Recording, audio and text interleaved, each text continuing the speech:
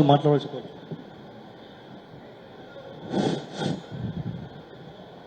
ఈరోజు ముఖ్య కార్యకర్తల సమావేశానికి వేదికపై ఉన్న పెద్దలందరికీ, వేదిక ముందున్న ఆనాటి ఉద్యమకారులు, ఈనాటి తెలంగాణ ప్రతి ఎన్నికకు రథసారథులై కదిలిస్తున్నటువంటి కార్యకర్తలందరికీ కూడా, నా తోటి కార్యకర్తలందరికీ కూడా పేరు పేరున కృతజ్ఞతలు తెలియజేస్తూ, శుభాభివందనాలు తెలియజేస్తూ, మరొక్కసారి మన ముందుకు సమరం మొదలైతుంది. ఆ సమరమే మన వినోదన్న గెలుపుకు మనం బాటలు వేయవలసిన అవసరం ఎంతైనా ఉంది. ఈరోజు చూసినట్టయితే అందరూ చెప్పినట్టుగా నేను ఇంకా ఎక్కువ చెప్పదలుచుకున్నా, రెండే ముచ్చట్లు చెప్పదలుచుకున్నా.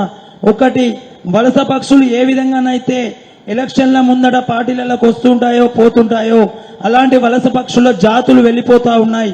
వాటికి మనం బంబేలెత్తవలసిన అవసరం లేదు. మనం జాతి పక్షులం.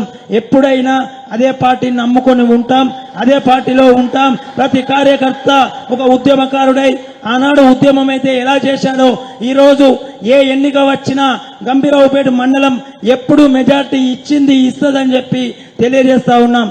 ఇక వినోద్ కుమార్ గారు అంటే అందరికీ అన్న ఈ కష్టం ఉందంటే నేనున్నానంటూ ప్రతి ఒక్కరికి పోయిన వారికి పలకరింపుగా ఉంటూ, చేదోడు వాదుడుగా ఉంటూ ఏ సలహానైనా ఇచ్చిన నాయకుడు వినోదన్న గారు.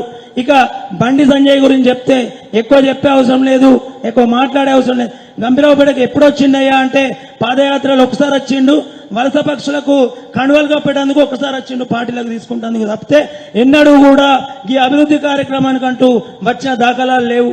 ఇవన్నీ కూడా మనం ప్రజలలోకి తీసుకుపోవాలి. రంగు మార్చి రింగు మార్చి రాజకీయ గ్యాంగు మార్చి గతి తప్పి నీతి తప్పి కొందరు గాలివాటాన్ని చూసి పార్టీలలోకి వెళ్ళిపోతున్నారు. వాళ్ళకెన్నడైనా తప్పై పరాభవాల ముప్పు. మళ్ళీ అలాంటి వాళ్ళు వస్తే దయచేసి అన్నకు దండం పెట్టి కాళ్ళు మొక్కి అడుగుతా ఉన్నా, మళ్ళీ తీసుకోవద్దని చెప్పి నేను తెలియజేస్తా ఉన్నా. దయచేసి ఈ ఒక్క విషయమే, ఇది ఒక ఉద్యమకారునిగా జైలుకు వచ్చిన కార్యకర్తగా నా బాధతో పాటు ప్రతి కార్యకర్త బాధ మీకు తెలియజేస్తా ఉన్నా.